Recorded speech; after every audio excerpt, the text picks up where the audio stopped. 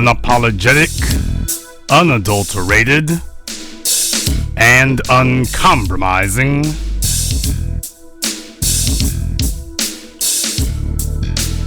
Greetings, brothers and sisters from around the world, and welcome back to the home, the haven, the stronghold, the impregnable, invincible super fortress of intelligent Black thought.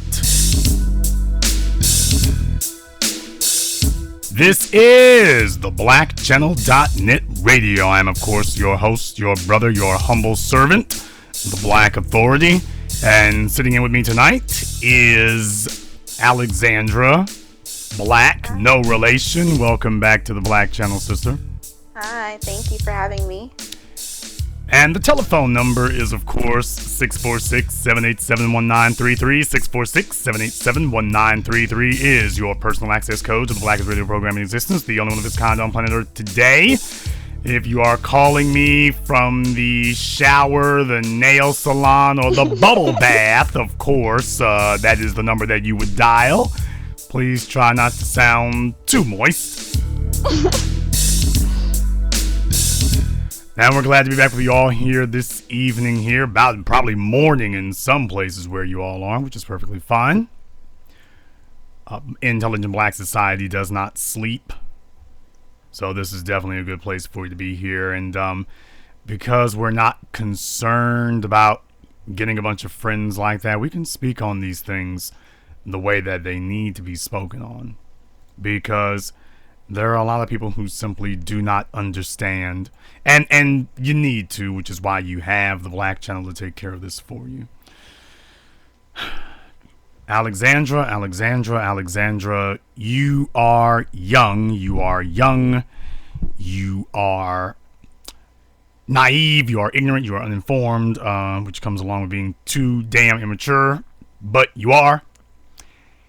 And you don't, because of that, you don't remember what it was like. You don't know what was going on.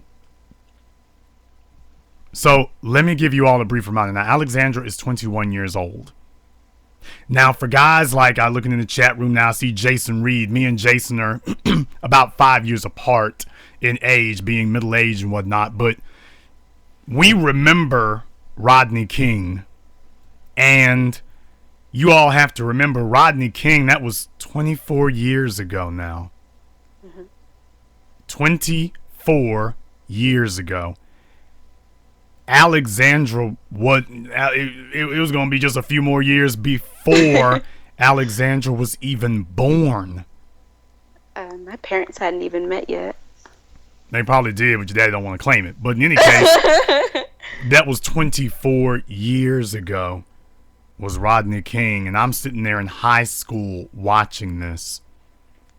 The LA Police Department on video claiming that this man that they were beating unmercifully to within an inch of his life was resisting arrest. Hey, we can just lie, who cares? We're the guys taking the score. We're the guys counting the score. Of course, we're going to make it impossible for us to be indicted, punished, or anything else. You see, Alexandra, you don't remember what it was like and what it is like today. And as young black people of our time watching that occur, it was out of that they reminded us that we are still black and still Africans in America, not African Americans. You are Africans who just so happen to be in America. And they showed you that they have the power to hurt, injure, maim, and kill.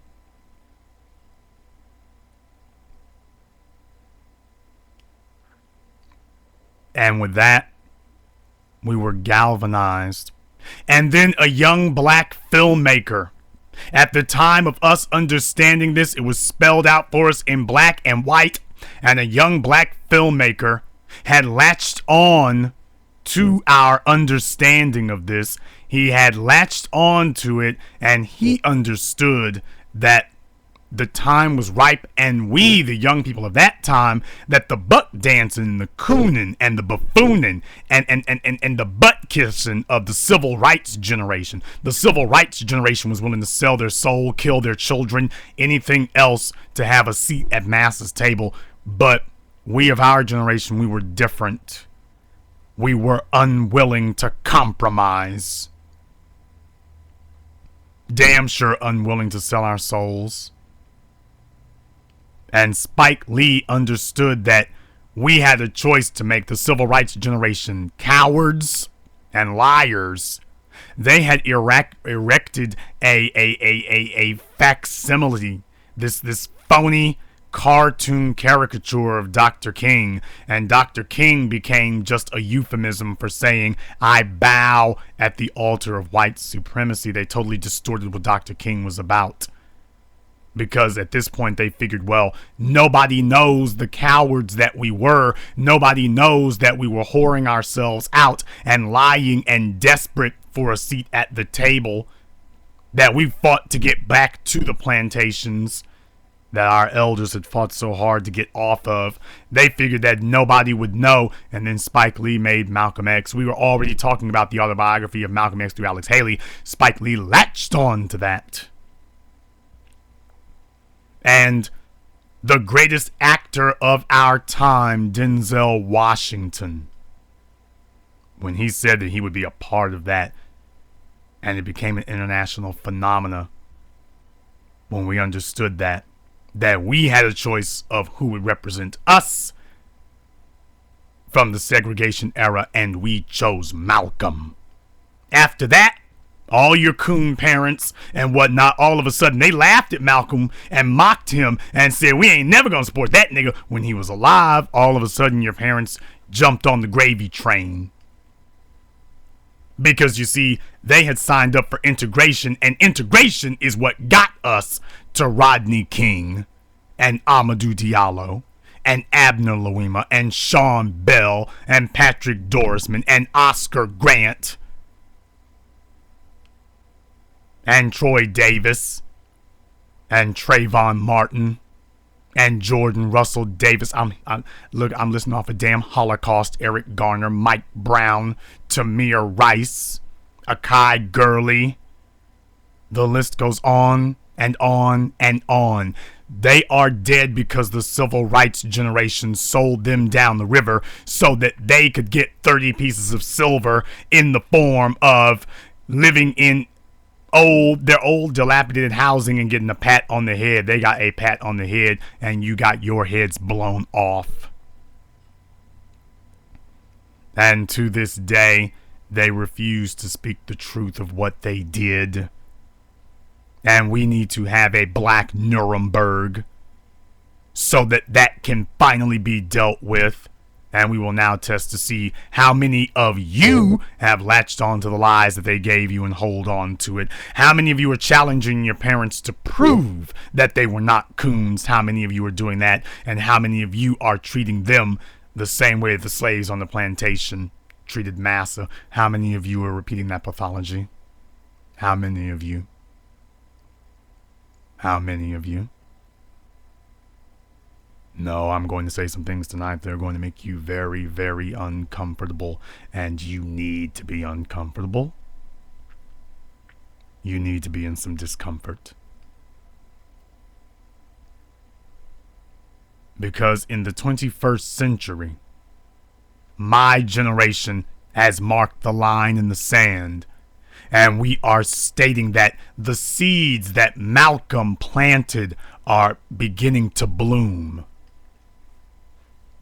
The seeds that Dr. John Henrik Clarke planted are beginning to bloom. The seeds that Marcus Garvey planted are beginning to bloom.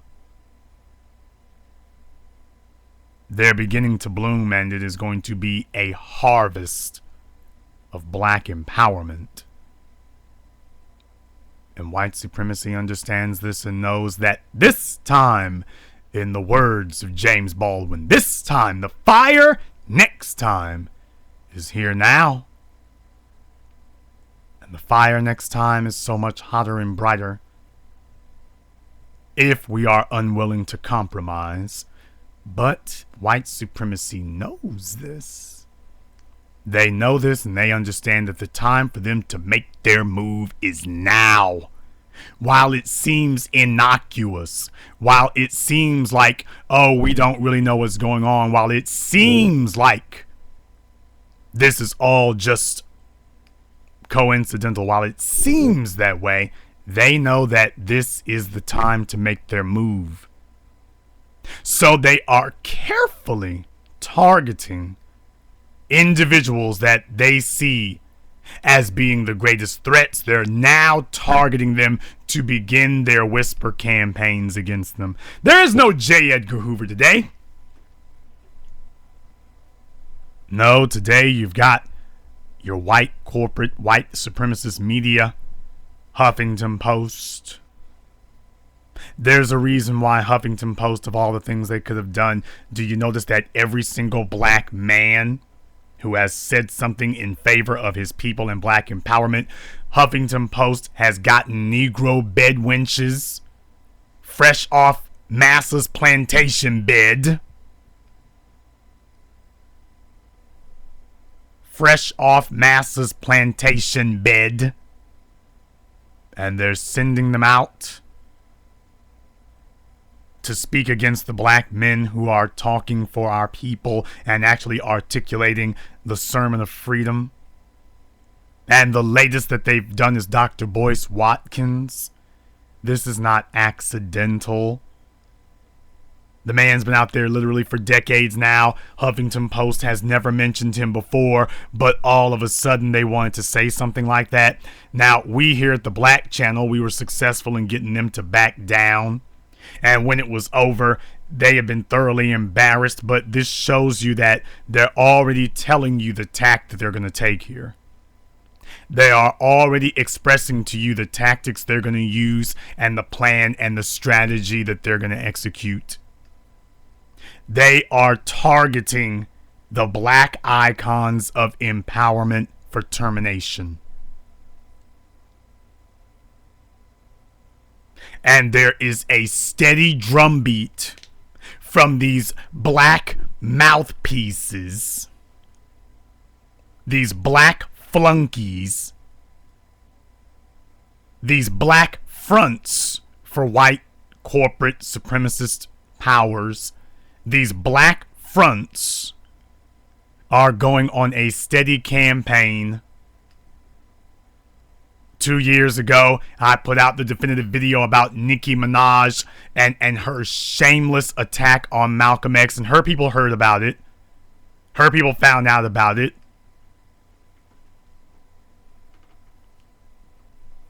And so in an attempt to try to rehabilitate her image, they come out talking about, oh, she's had abortions and whatnot. Because they want to make themselves insulated, because when they rose up against Malcolm, we rose up against her.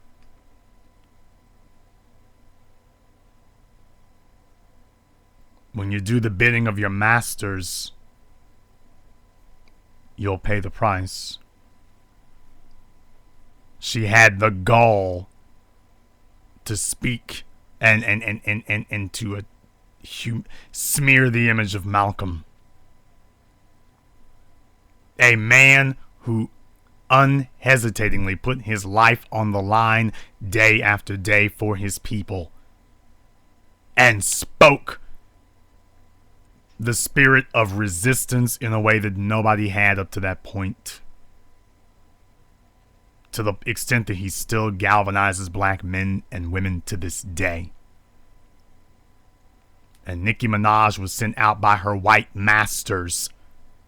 The slave whore harlot was sent out by her white masters to attack Malcolm. They could not do it. If they could have, they would have sent Iggy Azalea or Eminem. But they have their slaves from the plantation. And if you're going to talk about black rappers not speaking up for black folks' issues, if you're going to talk to Nicki Minaj, Rolling Stone, you need to talk to her about her attack on Malcolm X. Of course, she's not going to say anything for black people. She is on the side of the white supremacists as she goes down in flames. Oh, Nika Mirage. And then Huffington Post sends out one of their goons to attack Boyce Watkins. Now, today, another black front. Madame Noir magazine online.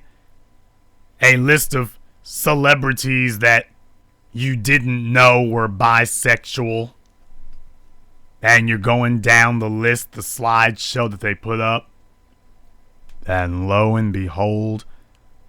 Now, this is supposed to be a black magazine online. It was started by a black male, as a matter of fact. His sexuality is unknown.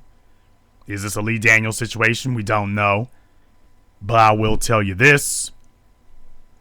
They had their slideshow list, and it was a bunch of white men, actually. This is supposed to be a black magazine. It's a bunch of white men. And then they do show a black man on the list. And can you believe it? Can you believe the unmitigated gall, the heresy of these worthless cyber bastards that they actually had Malcolm X on their list of, quote, celebrities you didn't know were bisexual. Repeating the lie put out by Marble. Debunked years ago. They repeated this lie that he said, claiming Malcolm X was bisexual, claiming that Betty Shabazz was seeing other men because Malcolm wasn't there and wasn't interested. The man's got all these damn children with her, but okay, fine. Okay, fine.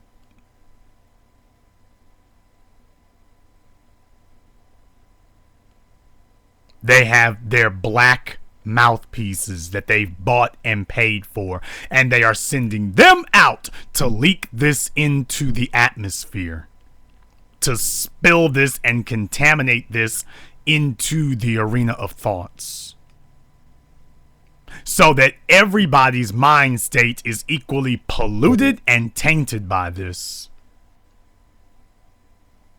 with the idea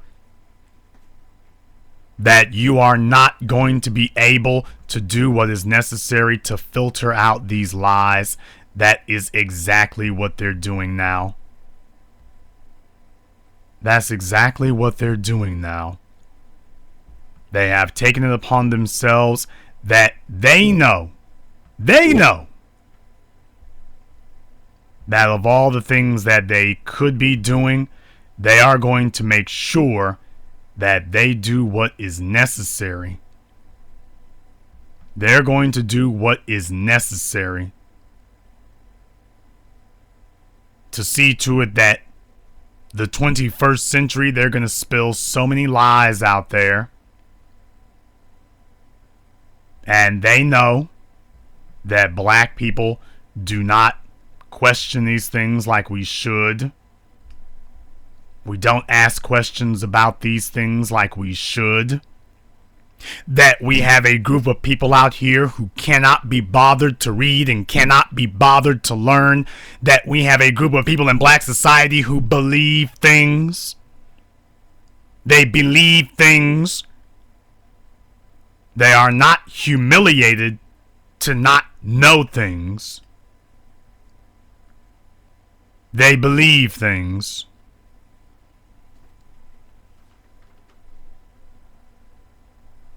They're not embarrassed to not know things. They're not embarrassed to not know.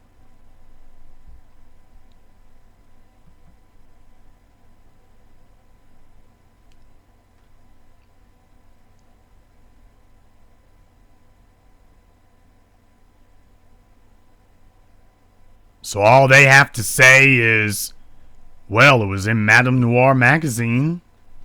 They said it. And you will have enough black people today who are so hopelessly and mindlessly enamored and desperate to be entertained that they will just go along with it. They'll spread it around. And they will not make the topic of conversation that Madame Noir is spreading this lie and this slander. They won't do that. They'll spread it around hoping that they can get views on their pages. And I'm not even talking about hundreds of views. Do you understand that so many black people today are so hopelessly and gullible, so craven and cowardly and desperate for attention that they will post what Madame Noir said? They will post it with no context and be asking questions like, well, do y'all believe it? Y'all think this is true? Hoping that they can get 5 or 6 people to respond, and you are doing the work of white supremacy for them.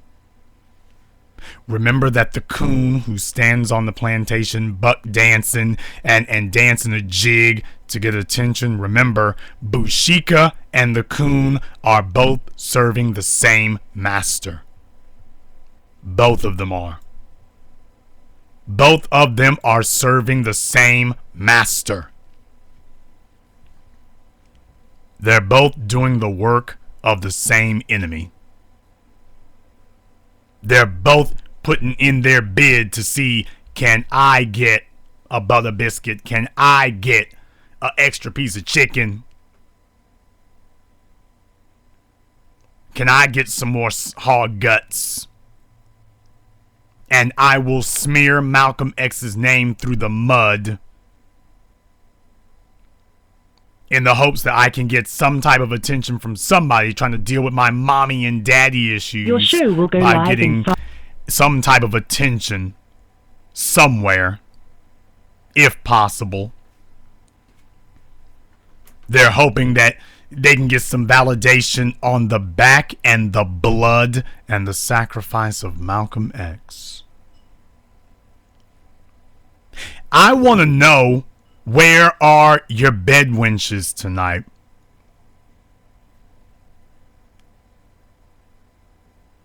That's what I want to know.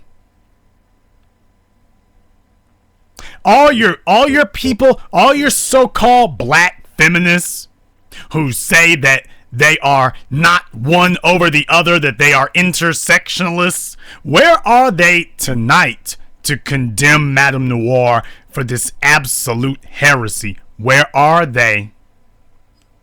I posted it. Where are they tonight to do that?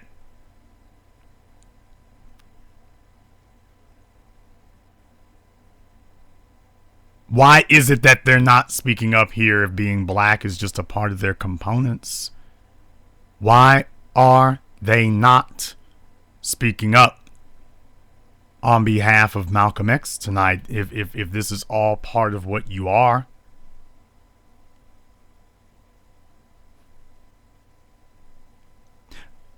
There should be a jihad on Madame Noir. There should be an absolute unrelenting torrent against them, and I know what you all are afraid of. What you all are afraid of is that, but Jason, we don't want to do this. Why not? Because if we do, this could be something that just brings attention to their magazine. Yes, that's exactly what we want to do. Because you see, in the 21st century, it is time for us to do that. For little penny people on the internet, and they don't actually have any real estate or whatever, yeah, forget about them. But people who would actually try to establish themselves as media voices for us, those are the bigger fish we need to go after. When Huffington Post sends out some goon hit squad writer to put a hit piece out on somebody, those are the ones we need to go after. And Madame Noir needs to be targeted. I am putting out the fatwa tonight that Madame Noir magazine is officially an enemy of black society. Officially. They are officially adversaries of the people. And Huffington Post is right there with them. No, don't think we forgot. For you to say something like that, brothers and sisters, your parents have betrayed you so badly because you have been fed lies for so long, and they never actually explained to you what was going on because they didn't give a damn about Malcolm. That's why most of your parents didn't tell you anything in depth about him. They didn't know anything, and you know why they had no stories about him? Your parents have no stories about him, but a bunch of you listening to the Black Channel right now, you got stories about Dr. John Henry Clark, about Dr. Ben, about Dr. Claude Anderson, about Jason Black. You've got stories about us and your interactions with us, but your parents ain't got no stories about Malcolm X, about Huey Newton, about Dr. King, about H. Rap Brown, about Stokely Carmichael. Oh, they'll claim they were there, but they don't have any stories to tell you. Your parents are lying their asses off, and that's why they can't talk to you about it. They have nothing to educate you on where this man was concerned, because when your parents were your age, they were helping and working with white supremacy against Malcolm, and they are hoping that you will not ask those questions. Ask your parents what they were doing and then demand proof. Don't take their word for it. If they said they were doing it, they should have something that substantiates that, and if they can't, understand they're lying to you. They're lying because they did like a lot of black folk today.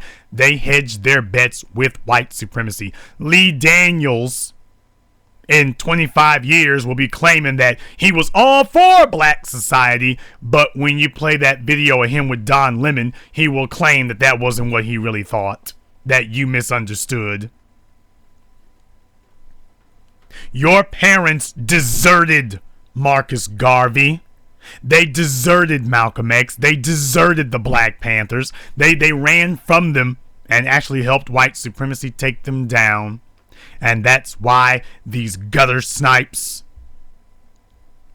and this gutter trash like Madame Noir has the nerve to speak against him today. Because your parents said, oh meh, whatever. Malcolm is in the way of me getting my job at the plant. Malcolm is in the way of me getting a Cadillac. Damn that black empowerment and black liberation. I want me a redhead. Damn that.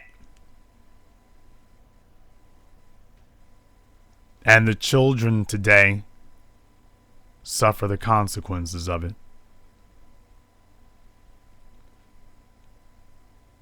The children today are suffering the consequences of this. When you refuse to stand for something, you'll fall for anything. There's been this long-standing rumor spread about Dr. King. They've been saying forever, you know, Dr. King was having affairs with white women. You know he was. Hey, you know he was. You know he was. You know he was, don't you? Brothers and sisters, if Dr. King was chasing white women like that, why is it that J. Edgar Hoover didn't put that information out? Why didn't he do that? Why didn't J. Edgar Hoover put that information out?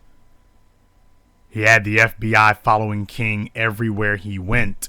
Why didn't his people put out the evidence of it? Dr. Martin Luther King Jr. was probably the most monitored man in America after the March on Washington. If that man didn't put the toilet paper rolling out on the correct side, the FBI would have had stenographs of the whole damn thing. They would have had EKGs and lie detectors of the whole damn thing.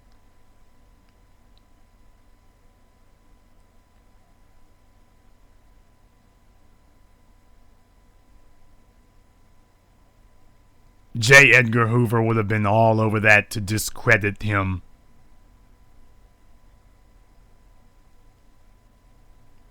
That's the way it works. And we know it's true because that's what they did with Malcolm. You see, after Malcolm was released from prison and joined the Nation of Islam and became the national minister, you'll notice that the national media, they got interviews where they were saying a little old slick mess to Malcolm. Well, as a convicted felon, you've been to prison. You spent time in prison. Why, you're a criminal. You spent time in prison. That's what they were saying to Malcolm during his television interviews. They were quick to bring up Malcolm's criminal record. They were quick to say that.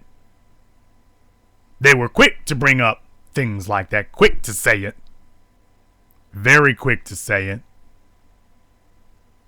If J. Edgar Hoover had had more than that on Malcolm, he would have said something.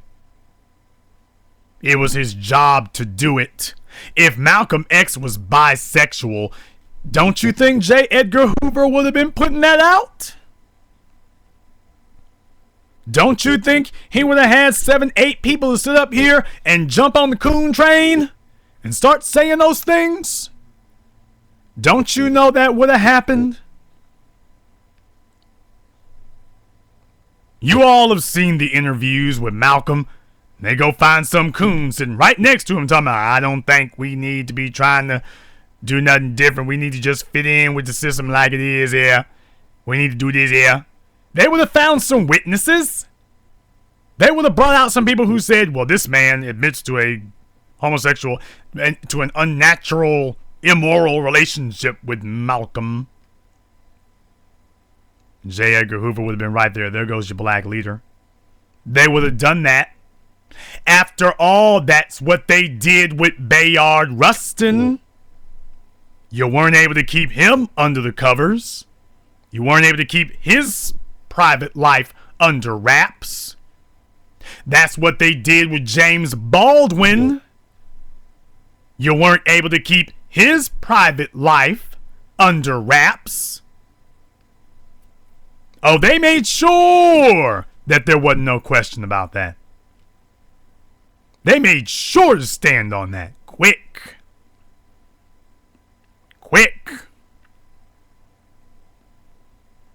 Brothers and sisters, if Malcolm X were bisexual, J. Edgar Hoover would have preached that to the world. He would have broadcast that to the world. And you know who else? If Malcolm X were bisexual, the Nation of Islam would have broadcast that to the world after Malcolm left the nation and started telling the truth about Elijah Muhammad. The Nation of Islam would have been all over Malcolm. You would have had ministers coming out left and right and center, including Louis Walcott, a.k.a. Louis Farrakhan. They would have been everywhere saying, Malcolm X is a little old sissy. You know that, don't you? We remember him being a sissy. Y'all know what he was doing all up and down Detroit Red. Should have called him Detroit Sissy. If Dr. Betty Shabazz was really running around with other men, don't you know that them old cackling hen vultures, the sisters of the Nation of Islam, don't you know that they would have been the first ones to stand up there in their mock white nun outfits to tell everybody, quote, the truth about Betty Shabazz, what an immoral person she was? What a whore she was? Don't you know they wouldn't have been all over her? Don't you know they would have been all over her if it had actually happened? If it had actually occurred, they would have been all over Malcolm.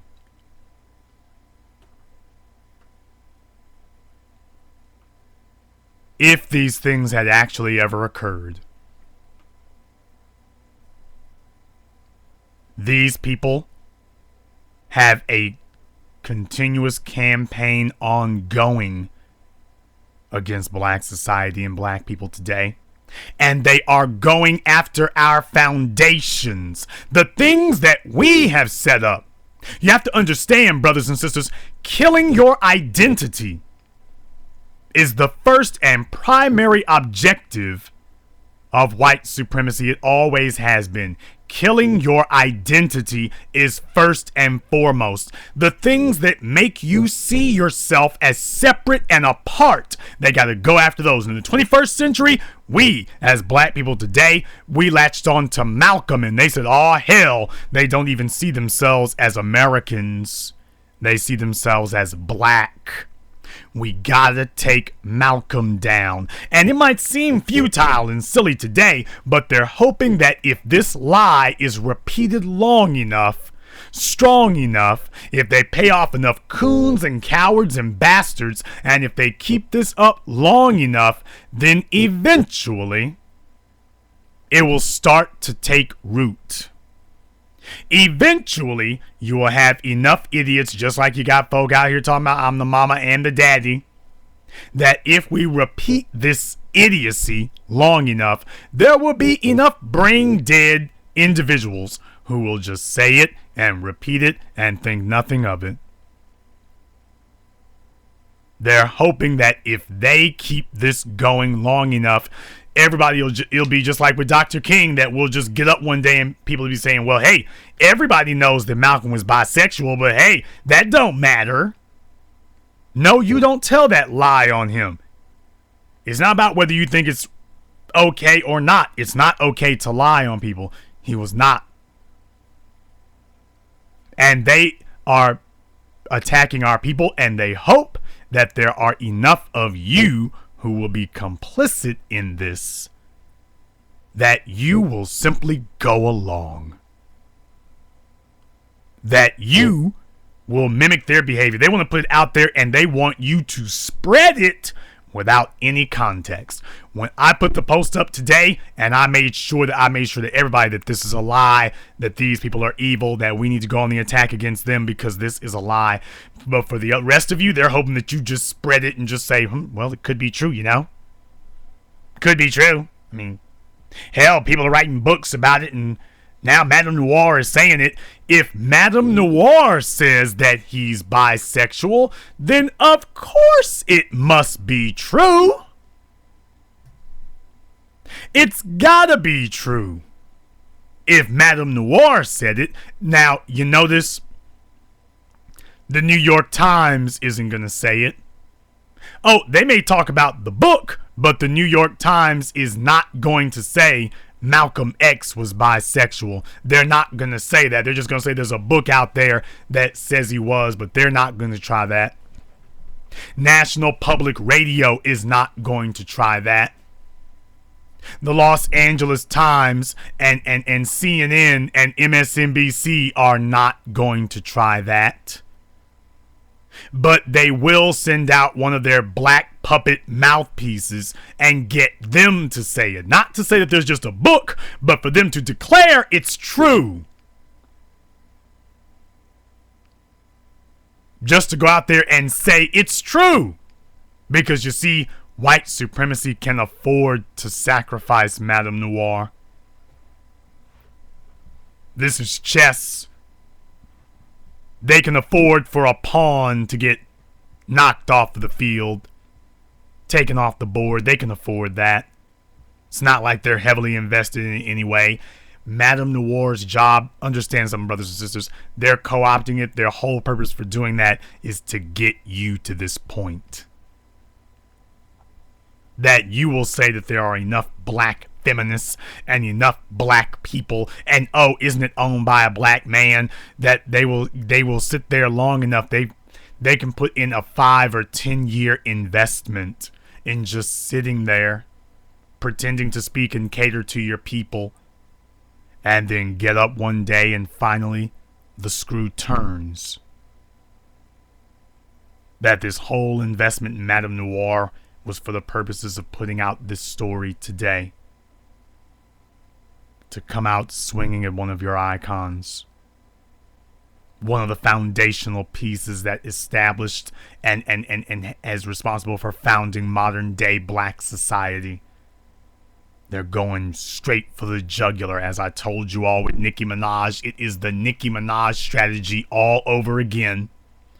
All over again, get a black face to spew the lines of white supremacy. So she is saying it and they are saying it, and their master's hand is never revealed.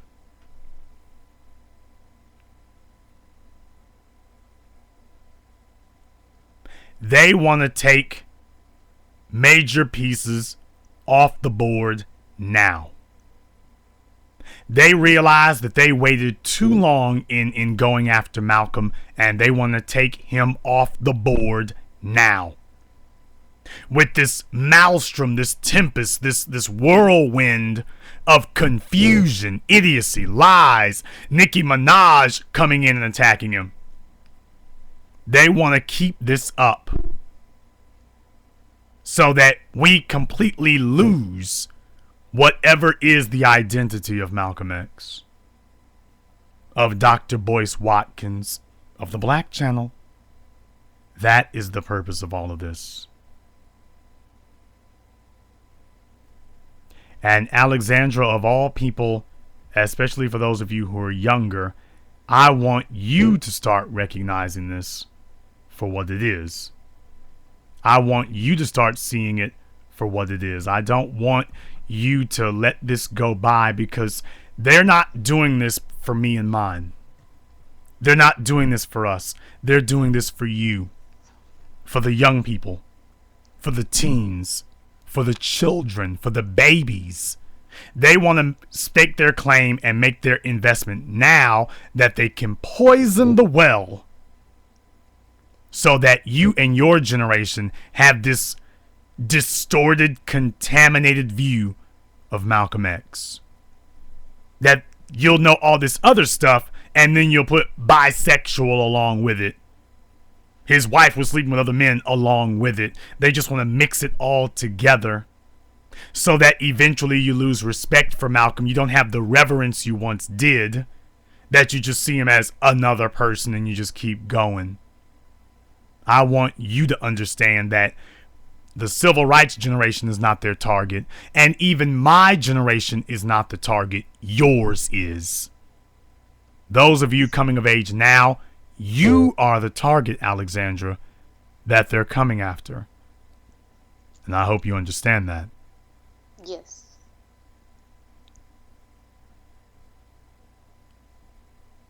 And they started with a simple wedge by telling you that you could be feminists. They started there and started working that wedge. And now the other shoe has dropped. Something that has nothing to do with black females whatsoever. Now the other shoe is dropped. And they are hoping that all of you will become their foot soldiers in attacking the interests of black people. That's what they're hoping for.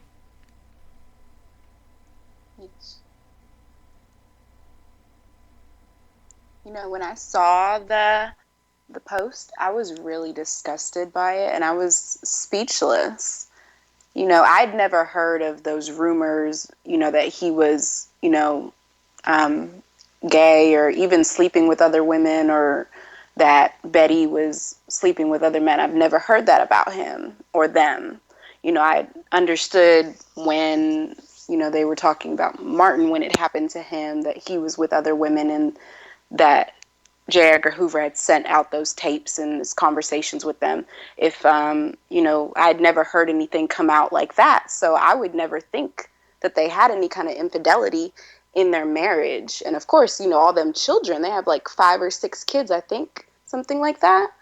So no, I do see it as an attack. Like when I first learned that they did that to Martin, you know, anything like that to kind of smear, like a smear campaign against him, I immediately recognized it as that. You know, I just thought that this was like a reputable site, you know, because I'd heard you discuss it before, but I'd never really been on the site. I don't know if you had discussed it because there was something else that they put on there that was kind of suspect, or because they had put something on there that was interesting or what have you. But yeah, like when I saw it, it was just utter disgust. I cannot believe that they would say something like that about this man and, you know, disgrace his family. you know, because that's really what it is to disgrace their family. And their family has already been attacked by white supremacy. You know, most people now, they think of Malcolm, you know, as a radical or, you know, someone who was violent and, you know, just like an angry black man. And, you know, this kind of compounds that thought to some people who don't really know him or know what he was for. And it's just very hurtful and just disrespectful in every single kind of way to any black person, not just to him and his family, but to any black person who is black first or intelligent. That is, it is a stab in the eye, honestly. Well, understand something here when you say about J. Edgar Hoover and, quote, the tapes. There have never been any tapes substantiating any rumors about Dr. King and infidelity of any kind. Never. But they keep saying it. They keep saying that these tapes are out there, and we've been trying to get these so-called tapes now for half a century. Never been released, never been given out. They just keep saying, oh, it's there. They keep claiming that they exist, but they never bring you any proof whatsoever that they're actually there. None. Yes. But they just keep saying it. So what do you eventually have to come away with? That their strategy is not to prove anything. Their strategy is simply to get you all confused about the identity of these people. Yes. That they're never going to present their proof that they claim they've always had. They're never going to actually show that. They just want you all to just accept it as common knowledge. That so many people have been saying it for so long, it must be true. And you all will never question the fact that, by the way, nobody ever brought you any evidence whatsoever that this actually ever occurred. They just kept saying it. Now they're promising us that in another 10 years, they'll release the tapes that show this. They've been saying this since the 60s. They've been saying this forever, Alexandra, and every decade that goes by, they keep promising us that there's a bombshell out there.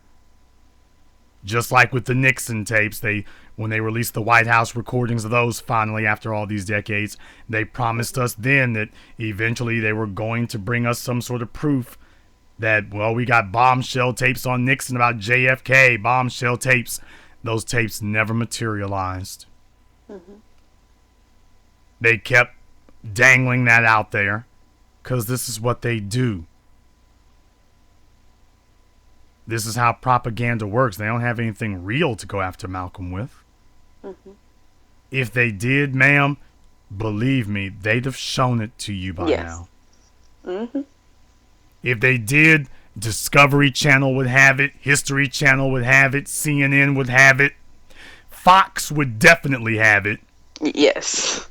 Oh, understand, if those tapes were out there, Rupert Murdoch, Mr. Exodus, oh, he'd be all over it. He would make it his ringtone. Yes, Mr. I've never seen a black Egyptian. Mm-hmm.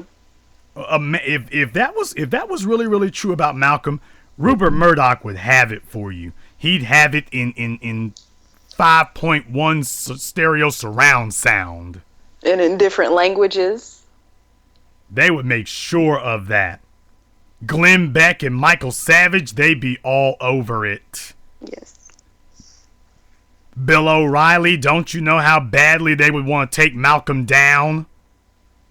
If it were really there, the Republicans would have made sure it was out decades ago.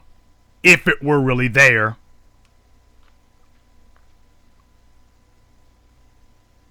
They don't actually have anything, but they do understand. I've told you all before, white supremacy believes in lying. They believe in lying. They believe in lying big. They believe in lying repeatedly. They have absolutely no problem with completely fabricating entire parts of history and things that never occurred because they understand that confusion is the first weapon to conceal acts of murder, genocide. Confusion is the way in which you do it. If you can get people confused about what actually happened, Alexandra, you can't defend somebody when you're confused. Yes. If you are confused about what that person believes, about what that person stands for, about what that person believes in, if you're confused about them, you can't defend them. You see, if we can make Malcolm X bisexual, then we can change the national debate among black people from talking about black empowerment to talking about gays. They'll send in Ashley Yates and the rest of her demented crew of professional homosexual activists from Ferguson. They'll send them out there to tell you that the issue is not being black, the issue is being gay. And we'll be talking about being black, and they'll send them out there to say, Malcolm, we should have been defending Malcolm. You know, Malcolm, the real issue, they killed Malcolm because he was gay. They can take down two birds with one stone right there. Yes.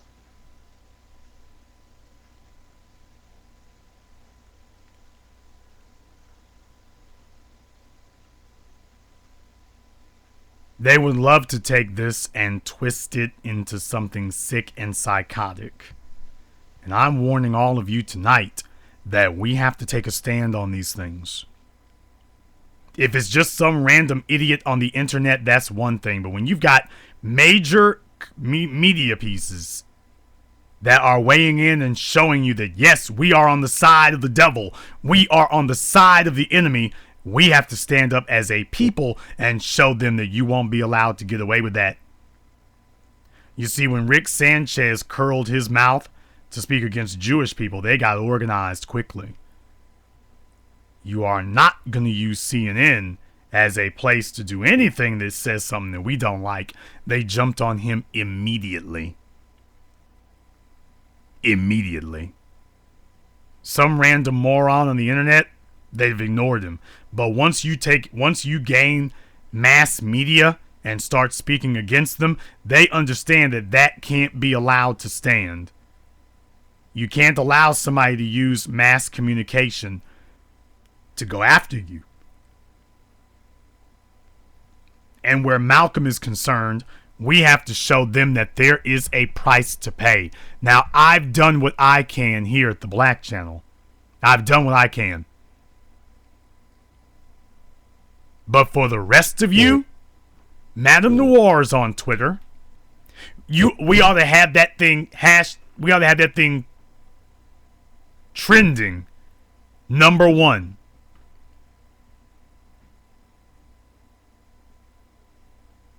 Madame Noir, enemy of black people. Madame Noir lies on Malcolm X. Madame Noir, jihad. Madame Noir is the enemy. They ought to be lit up about that. The way that we lit up the Oregonian, the way that we lit up Huffington Post, because we want to show them that you think you're going to talk about Malcolm, you think you're going to make a national piece out of Malcolm, you think you're going to make headline news out of Malcolm, now we're going to make headline news out of you. We're going to make you famous now. You thought you were going to use Malcolm for attention? Now you're going to get attention, all right, just not the way you thought it would be. We should make this a litmus test that if you associate with Madame Noir, you're a part of that. They are the enemy, and you, by extension, are. After all, how else could it be any other way? You support them. This is supposed to be a zero-tolerance event. It cannot be excused, it cannot be forgotten, and it will not be forgiven. You will not get multiple chances of doing that. You see, there are folks out there who believe that people should get 10 and 12 chances to attack our icons. Dr. Francis Cress Welsing has been surrounded by vipers and snakes and gutter snipes, holding lectures, trying to make a little coin off her name, while they freely associate and carouse with coons and traitors sitting right next to them. They go off and go shake hands and pal it up and schmooze it up and snuggle up with individuals who absolutely attack this woman. Yeah, everybody says they're with Malcolm until it's time to do something. Everybody says they're with Dr. Francis Cress Welsing. Y'all talk about what you would have done for Dr. Clark and Malcolm and Huey Newton, what you would have done if they were alive. You won't even call out these no-good bastards sitting next to Dr. Francis Cress Welsing. You won't even call out Madame Noir. You expect us to believe that you would have stood with Malcolm on the front lines? Get the hell out of here. You won't even call out Malcolm's enemies today. You won't even do it today. Much less doing it when he was alive. Get the hell out of here.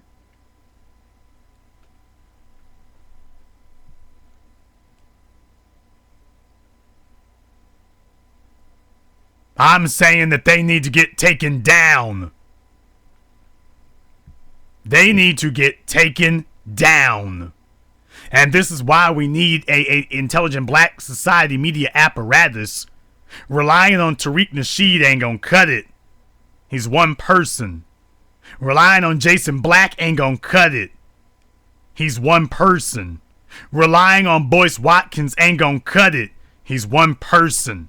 You see, in white society, they understand that Bill O'Reilly is just a focal point. Limbaugh is just a focal point. Matt Drudge is just a focal point. That George Zimmerman was just a point man. Darren Wilson was just a point man. Daniel Pantaleo was just a point man. That it is the greater society and the greater apparatus that must congregate around them. And that you are no longer just dealing with one man. You're dealing with a united society and a united economy and a united social structure. We are not going to take down the enemies of black society as individuals. We are only going to take down the enemies of black society as a group. And that first and foremost starts with us making it clear that there is a price to pay when you do things like this. That we're not going to tolerate the enemies of black society either from without or within. That your clowns and your puppets were going after all of you. But there has to be a point where we say, damn it, no more. You are not going to go after Malcolm. A man who put everything on the line for us, and we're just going to let them get away with this? Are you all really just going to sit there and let Madame Noir just get away with this? You're just going to let them smear this man and let him keep walking? So they get to just sit here and trash the name of Malcolm X, and all y'all just going to sit back and go back to watching The Walking Dead and playing on your Xboxes? Damn you!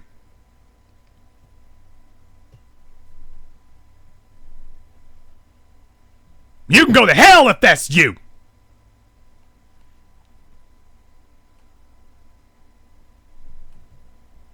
There is nothing more important than this. Not where media is concerned. We need to put everything else on hold. There is nothing more important than making sure they understand that there is a price to pay for this.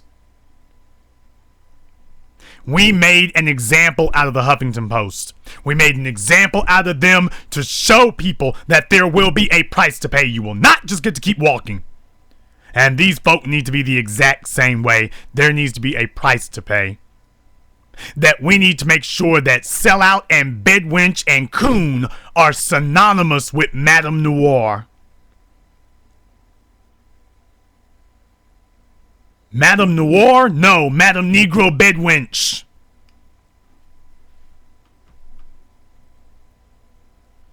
Madame Negro sellout. Madame Noir? No, Madame Whore. You want to try to rewrite our story, now we're going to write yours. See about taking a few phone calls here. I don't know how long we'll be doing this here tonight because I don't want to stay out too late with this, but this was something that needed to be said. Let me get caller from 314. You're on live with the Black Channel.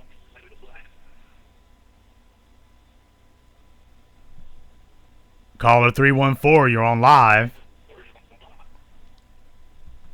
Okay, caller 314 it has been abducted by aliens. Caller 910, you're on live with the Black Channel. Yeah, how you doing? Sam Pitt again from North Carolina. What's on your mind, brother?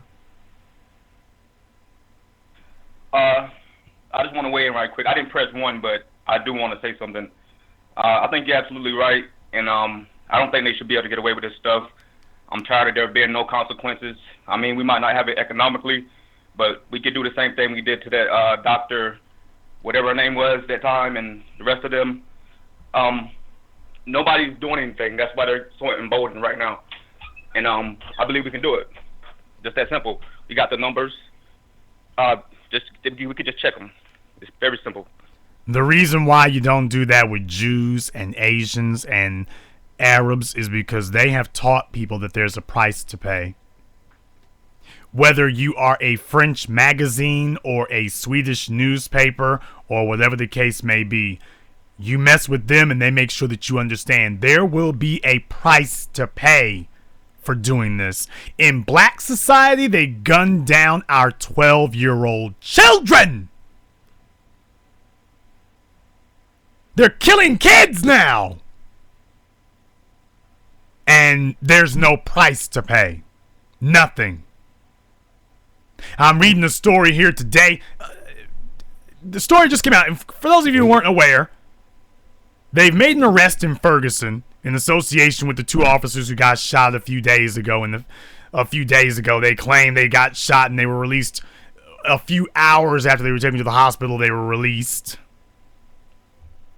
From the AP and Jim Salter, a 20-year-old man charged Sunday with shooting two police officers watching over a demonstration outside the Ferguson Police Department had attended a protest there earlier that night, but told investigators he wasn't targeting the officers, authorities said. St. Louis prosecutor Robert McCullough, so of course it's Bob McCullough, the man who let off Darren Wilson. You can believe everything he says, of course. He said suspect Jeffrey Williams told authorities he was firing at someone with whom he was in dispute. Quote, "We're not sure we completely buy that part of it," McCullough said, adding that there might have been other people in a vehicle Williams is accused of firing from. Williams is charged with 2 counts of first-degree assault, 1 count of firing a weapon from a vehicle, and 3 counts of armed criminal action. McCullough said the investigation is ongoing. The police officers were shot early Thursday as a late-night demonstration began to break up. Blah-de-blah-de-blah. But several activists who've been involved in the protest since the August 9th fatal shooting of 18-year-old Michael Brown by a Ferguson police officer told the Associated Press they were not familiar with Williams. McCullough says he was out there earlier that evening as part of the demonstration, but protesters say they were not familiar with this man. Williams used a handgun that matches the shell casings at the scene, McCullough said. He also said tips from the public led to the arrest. Let me say that one more time. He also says that tips from the public led to the arrest. Now, I wonder if Bob McCullough is going to give Mr. Williams a grand jury, or if he's just going to charge him outright. I wonder if he's going to leave it up to a grand jury to make this decision, and is he just going to give the grand jury all the evidence? I wonder if he's going to give Mr. Williams the Darren Wilson treatment. I wonder if he's going to do that. I just thought I'd throw that out there. Of course not. Now, they never give us the we're going to hold off because we're doing an investigation line. Oh, no, you don't get... I wonder if it's going to be 6 months before We take it to grand jury. I wonder if it's going to be a grand jury for 3 or 4 months. I wonder if it's going to be that. I just wonder. That's all you need. They know that they can wait us out. It's been proven they can wait us out. And by the time they do it, just like the guy, he got reelected again, Ferguson, who was it, the mayor? One of those guys got reelected. You talked about it one time. Right. It was right after Darren Wilson, I think. Well, it was Bob McCullough. And nobody even knew about it. It was Bob McCullough. Right. Bob McCullough got reelected. He ran unopposed, so he went back to office again in the middle of this. And we sat around twiddling our thumbs. Right. We sat around twiddling our thumbs. And this is what happened. But the other thing is, brother, they said tips from the public. So what does that mean? That means they found a couple of coons who are going to say, oh, I know something.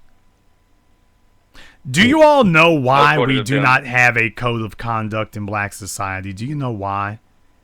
It is because there is nobody in black society that other people in black society are held accountable by.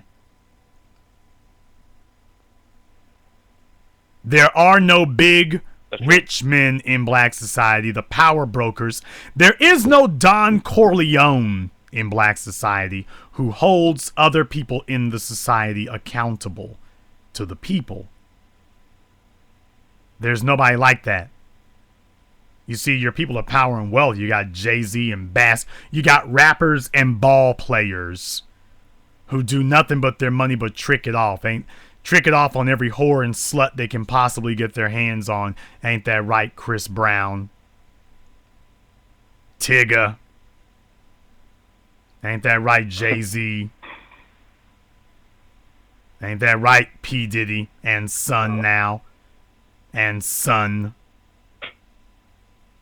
Snoop Dogg and Son. And the funny thing about that is, I don't mean to cut you off, but not to glorify gangs or nothing, but even though there was a time where even like gang members, they had a hierarchy, a ranking system, I should say, and that they were kind of like the mafia, where you had they would kind of check the younger guys so they wouldn't do stupid stuff in the neighborhoods, because of course that when the police come, that stops money as far as drug sales and all that kind of stuff. You know what I mean? We don't even have that anymore. Like there's nothing. It's a free for all. Nothing. Just anything goes. You see, when the Panthers were around, you were accountable.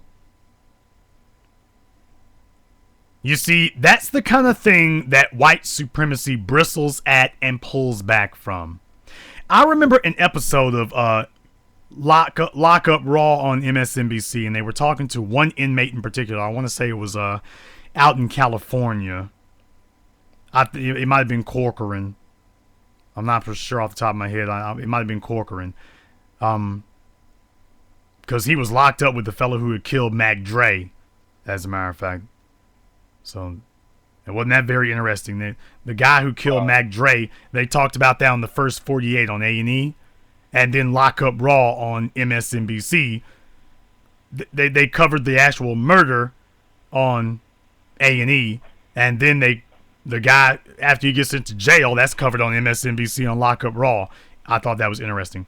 In any case, they're in jail, and they're talking to this dude, and like, he's one of the inmates, and the corrections officers are sitting up there trying to tell some of the inmates that they need to disperse or break it up and whatnot, and they didn't move. They didn't move when the corrections officers said it. When he said it, they started moving. Don't you know they took him and put him in SEG? Right. They said that he was a threat to him because the other inmates were not listening to them, they were listening to him. Right. Now, don't you know that is a rule? Guys too. That is a rule throughout white society. When black people start organizing on our own,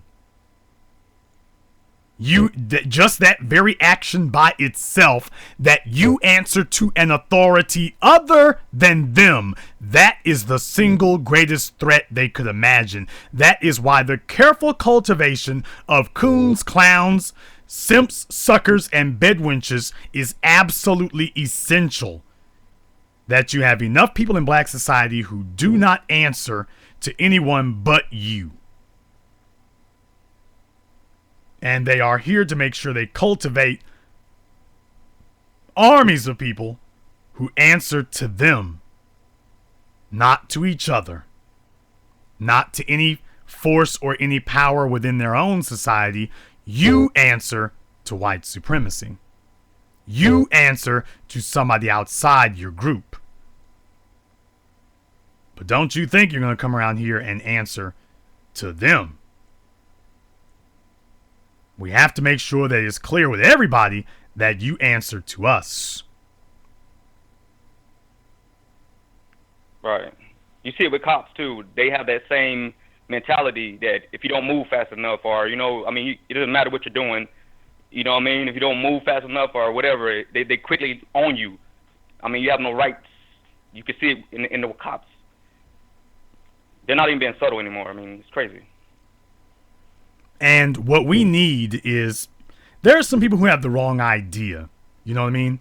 They have the wrong idea because everybody wants to get out here and do their own thing. There is no pecking order in black society.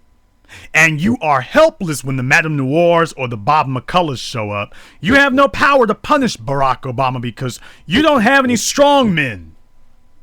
In black society, there are no strong men who have come about and moved the detritus and the cowards out of the way. We don't have any. We don't have any. We don't have any individuals in black society who call shots like that. And whenever we start to have somebody like that, everybody wants to sit up here and try to destabilize them. You don't have to agree with everything they say. I didn't agree with everything that Malcolm said. I didn't agree with everything that I've read and heard from all of our luminaries. But then again, you don't have to. The only thing that we all must agree on is that we live in a system of white supremacy, that system must be destroyed, and that we understand that the way to destroy it is by building our own economy. That's the only thing we have to agree on. Now, as long as we agree that that is the priority, everything else falls into place. But once we start having Negroes sit up here and tell us that that's not the priority, that they got something more important we can be doing, that there are other things we need to focus on. We are intersectionalists. This white supremacy thing, that's not the worst thing. That's not the most important thing happening. We got other stuff to look at. Take your eye off the ball. Take your eye off white supremacy. Don't you sit there watching it. You listen to what I have to say. You don't sit there listening to them. It's so obvious. And I mean, and if Malcolm X, like you said, was bisexual, which is past dumb. I mean, think about his lover would have came out. I mean, there's so many things that would have came out, and back then they wouldn't have held on to that. I mean, it's so stupid that people would entertain it. But like you said, it's just another distraction. As long as we're talking about it, we're not talking about white supremacy. So I mean, it's very evident. It's very obvious. Well, in this case here, I think the strategy is to relativize Malcolm. Because they have been using these, they are determined that they are going to make gays a power broker in black society. They are just determined that they are going to make that dog hunt. They are going to figure out some way to make that puppy fly. They are dragging out all the big guns from Oprah Winfrey to Lee Daniels, Frank Ocean, whatever. They are doing everything to make gays power brokers in black society. To the these professional activists who ain't did a damn thing either, by the way. We started a hashtag. As if a hashtag represents action. Will somebody please tell me the social movement on this planet that has confronted any of their enemies with a damn hashtag and said that was victory? Will someone please explain to me any movement anywhere on Earth that defines having a hashtag as the goal of their movement? Our movement strategy for defeating what is white supremacy's power? It's economy. What is white supremacy's influence? It's economy. How are you going to stop white supremacy? With an economy of your own? No, I got this nifty little hashtag over here. And that's how I'm going to stop white supremacy and police brutality. You all heard Ashley Yates say that politics was not going to help us, that we needed to stay away from that, but she didn't tell us what we were going to do. She said we just need to keep protesting.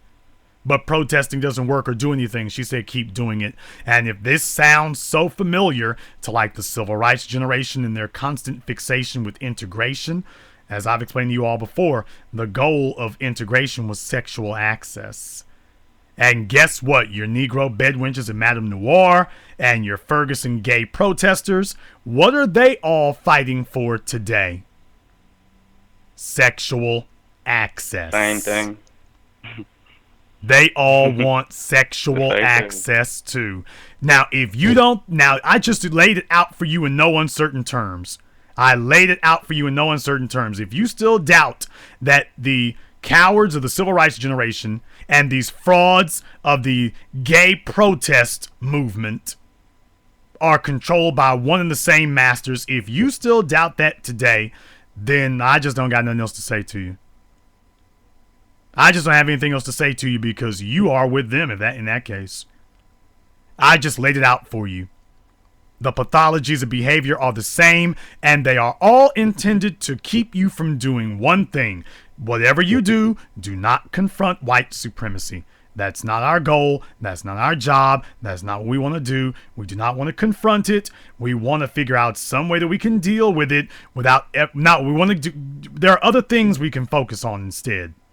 We should not focus on white supremacy. We should instead focus on these other things. These other things are more important than neutralizing white supremacy. And isn't it amazing that once you start focusing on these other things, you never accomplish either? You never defeat white supremacy, and you never stop these other things that these people claim were so important. You never deal with those either. They said that we had to integrate. We had to integrate the schools. We had to integrate the public toilets. We had to integrate the neighborhoods. They told us that that was the most important thing we could do, was to integrate those places. Here you are 50 years later, and you are no closer to integrating those neighborhoods. You are no closer to integrating the vestiges of power. You are no closer to integrating any of those things that they told you were more important than establishing black empowerment. You ain't no closer to getting your integration. None. The only thing that you did accomplish was you took your eye off the ball, and white supremacy has been left to run roughshod. Now that did happen. Everything else didn't happen. All the stuff you said you were going to get didn't happen. White supremacy, that did happen. Now that did happen.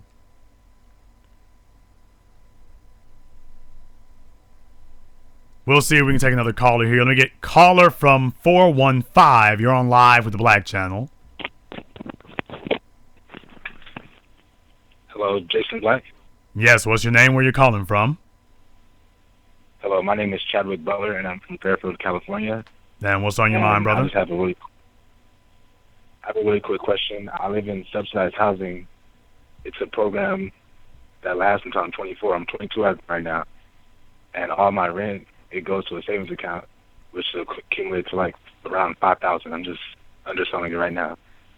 And I would really want to get some type of input on basically what I can do with $5,000. I'm 100% backing Black Intelligence Society, so I'm pretty much open to pretty much anything.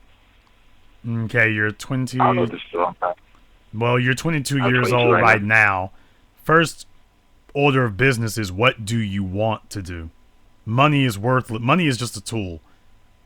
You use it to get somewhere. So the question is, where are you trying to go? in all honesty, I see myself basically either going into real estate, and because I'm actually I'm a licensed cosmetologist right now. So I do want to open a salon or a barbershop down the line. I don't have any interest in that at the moment because I'm still in school. But I just Why are you taking honestly, I just cosmetology? don't. Yes. Why are you taking cosmetology? Oh no, I'm already licensed. That's just something that I do right now while I'm in school. How's I that? don't plan on doing that like. Oh, wait a minute now. You said that's something you're doing while you're in school. Are you in school again? Because you had to go to school to get cosmetology license. So. Oh yes, I've been licensed. I'm already licensed. I'm going to get my associates, and I'm just going to get my associates right now, just in general. You're an Just associates in what? In general. It's in science. An associate's degree in science. Yes, it's only based off my cosmetology program because my cosmetology program is part of my community college. So all my cosmetology, like doing perms and hair colors, that all counted as science credits. So that's pretty much the only reason why I actually went through with it. But I do see myself continuing going to school, but not like right after I get my associate's degree because I feel like I want to get out in the world and really start just doing actions because I feel like I've been learning a lot from you and other intelligent black men, and I just don't want to sit in school throughout my whole 20s. Okay. How much longer do you have to be in school? I'll be done in December, the end of December. Okay, you have another year. You can get an IT certification and actually have a credentials that'll actually do something for you. A cosmetology license is very limited. All you've really done is assure yourself that you won't be making minimum wage, but I mean you're not going to be making a whole bunch of money either. Well, I'll open up a salon. Here's the only problem, brother. Everybody's got a salon. Hell, they got one in every damn Walmart in America. The Asians. And the funny thing about you're going up against the Asians where that's concerned now, man.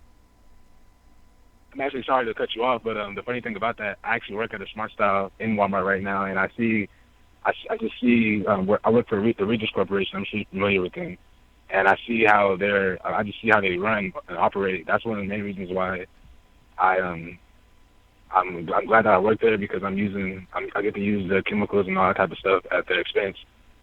But then I'm looking at it in the long run and realizing that I feel like I can spread the knowledge of my younger siblings, teach them how to do it, but then I also want to be able to expand because I look at you and I realize that you have all type of knowledge in pretty much all type of aspects, and that's somewhat want to be like a jack of all trades, but I also want to know my limits.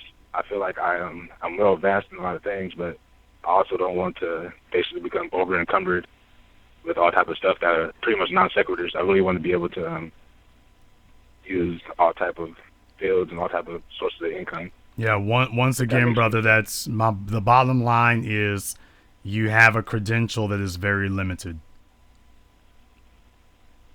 It's not going to change the reality. The Asians are locking that up, especially in California.